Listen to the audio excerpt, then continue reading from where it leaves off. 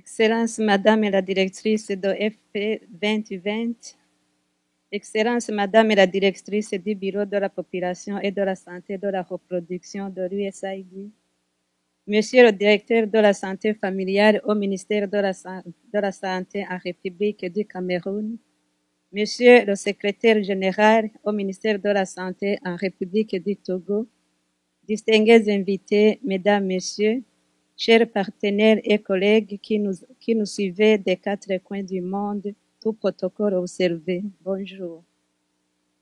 Au nom de son Excellence, Madame la ministre de la Santé publique et de la lutte contre le sida, et à mon nom propre, permettez-moi avant toute chose de remercier les organisateurs de cette manifestation pour avoir songé à associer le Burundi dans cet événement historique de grande importance pour la santé des mères et des enfants.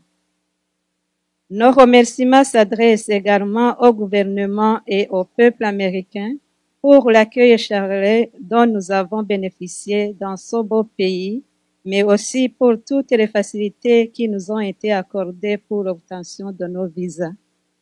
Excellences, Mesdames, Messieurs, distingués invités, le gouvernement de la République du Burundi soutient l'initiative FP 2020 parce qu'elle s'inscrit dans le cadre d'opérationnaliser une série d'orientations politiques et stratégiques au niveau mondial et au niveau régional visant à améliorer la santé des mères et des enfants, telle que la stratégie mondiale pour la santé de la femme et de l'enfant du secrétaire général des Nations Unies, le programme d'action ICPD post-2014, la campagne pour l'accélération de la réduction de la mortalité maternelle en Afrique, ainsi que d'autres initiatives régionales et locales visant à réduire sensiblement la mortalité maternelle et infantile sur le continent africain. Or, la réduction de cette mortalité n'est possible que si les filles et les femmes ont accès à l'information et aux services de santé sexuelle et reproductive sûrs et de bonne qualité. En permettant un accès supplémentaire aux contraceptifs à 120 millions de femmes et de jeunes filles, l'initiative FP 2020 vient répondre aux besoins, d'où l'intérêt que le Burundi attache à l'initiative FP 2020 et aux présentes assises. Excellences, Mesdames et Messieurs, distingués invités, pour le Burundi, l'investissement dans la planification familiale est important, à plus d'être. En effet, avec un ratio de mortalité maternelle de 500 décès pour 100 000 naissances vivantes, une mortalité infanto-juvénile de 96 décès pour 1000 naissances vivantes, une mortalité infantile de 59 décès pour 1000 naissances vivantes, selon les DES 2010, le Burundi bat un triste record pour la mortalité maternelle et infantile. Et cette mortalité élevée coûte très cher aux individus, aux ménages, aux communautés et à l'État et compromet tous les efforts visant à relancer la croissance économique. Le gouvernement du Burundi est prêt à travailler avec tous les autres partenaires qui ont le même objectif de réduire la mortalité maternelle et infantile. Voilà pourquoi nous profitons de cette opportunité pour féliciter et encourager les organisateurs de cet événement qui nous permettra d'entrer en contact avec d'autres personnes engagées pour la même cause. Au-delà de la réduction de la mortalité maternelle et infantile, le Burundi est confronté à un énorme problème de population. En effet, avec une densité moyenne estimée aujourd'hui à 365 habitants par kilomètre carré, le Burundi est un des pays les plus densément peuplés de l'Afrique subsaharienne. La pression démographique sur l'environnement et les maigres ressources dont disposent les pays le pays commence à peser lourdement sur le pays et si rien n'est fait dans le meilleur délai, la situation va aller en s'aggravant. Deux exemples parmi tant d'autres suffiront pour illustrer mon propos. Les effets d'une fécondité élevée, l'indice synthétique de fécondité au Burundi est de 6,4 enfants par femme, et d'une croissance démographique galopante dans un pays où plus de 90% de la population vivent de l'agriculture et de l'élevage, engendre d'énormes conflits fonciers, si bien que plus de 70% des litiges dans les cours et tribunaux sont en rapport avec les conflits fonciers.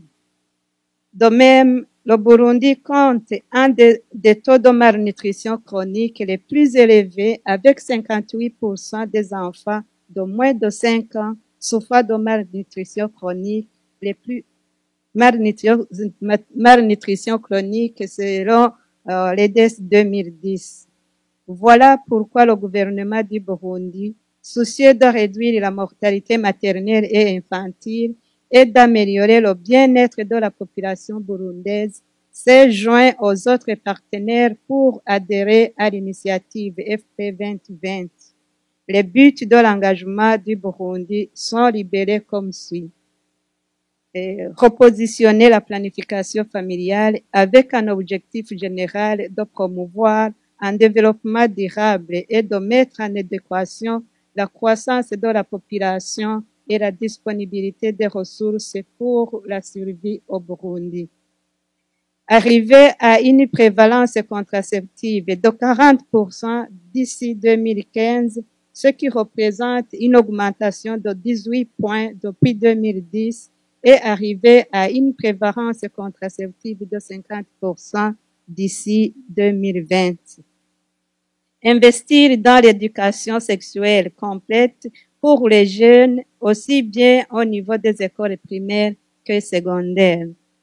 Augmenter le nombre des acceptantes des méthodes contraceptives modernes de 322 314 en 2012 à 644 628 en 2015.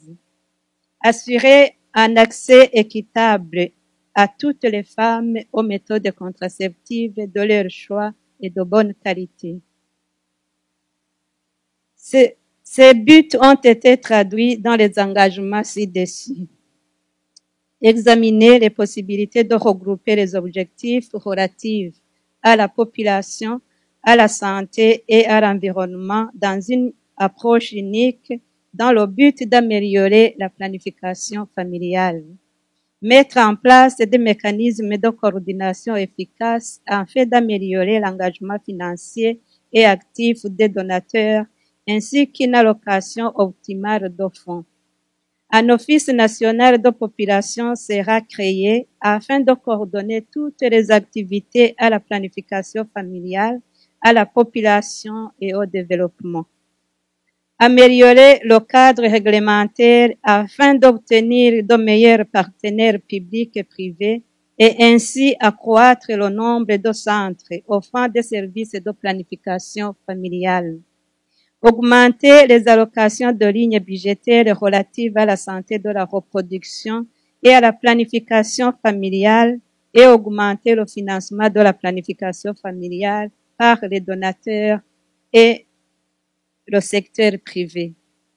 Augmenter l'allocation annuelle du gouvernement destinée aux contraceptifs de 10% chaque année.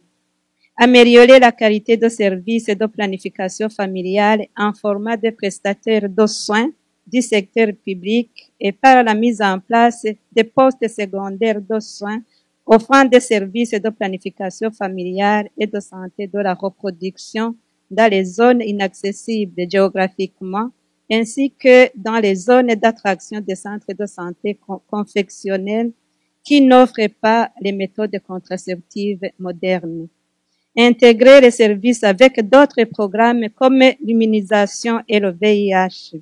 Augmenter les services communautaires en mobilisant la communauté et en fournissant les méthodes de planification familiale, y compris la délégation de tâches en format de techniciens de promotion de la santé et plus tard les agents de santé communautaire pour offrir les injectables au niveau communautaire. Améliorer l'utilisation continue des contraceptifs en formant les prestataires en fait qu'ils puissent offrir les méthodes contraceptives réversibles de longue durée d'action ainsi que de méthodes permanentes. Créer la demande en sensibilisant la population sur l'importance de la planification familiale et plus particulièrement améliorer l'accès aux informations et aux services de santé de la reproduction et de planification familiale pour les adolescents et les jeunes grâce aux technologies de l'information et de la communication et investir dans une éducation sexuelle complète dans les écoles primaires et secondaires. Renforcer le financement basé sur les performances et l'étendre au niveau communautaire avec le soutien des partenaires. La mise en œuvre de ces engagements sera suivie par un groupe technique de travail ad hoc comprenant le ministère de la Santé publique et de la lutte contre le sida, l'UNFPA, l'OMS, l'USAID et le Royaume des Pays-Bas. Ce comité pourra s'adjoindre d'autres experts locaux susceptibles de l'aider dans son travail.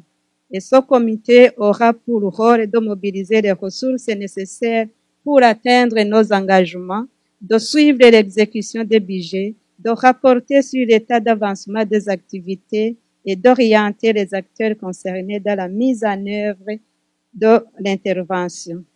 Un plan d'action pour la mise en œuvre de ces engagements tirés du plan stratégique du Programme national de la santé de la reproduction sera élaboré au début de chaque année.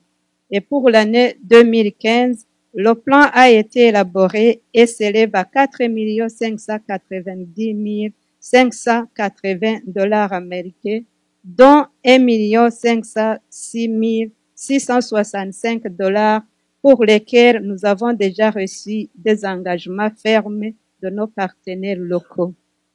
Il convient de noter que cette estimation n'a pas tenu compte des fonds utilisés par les ONG pour lesquels, pour la plupart, nous n'avons pu obtenir l'information financière. Le travail sera donc poursuivi et finalisé pour inclure les informations provenant des ONG. Avant de terminer, je réitère mes vifs remerciements au gouvernement et au peuple américain pour l'accueil et pour toutes les marques d'attention dont nous faisons l'objet, ainsi qu'aux organisateurs de cette manifestation pour nous avoir donné la chance de participer à cet événement historique. Je souhaite plein succès à tous les débats qui vont suivre pour nous aider à partager l'expérience des uns et des autres dans le domaine de planification familiale. Ensemble pour sauver les mères et les enfants. Je vous remercie.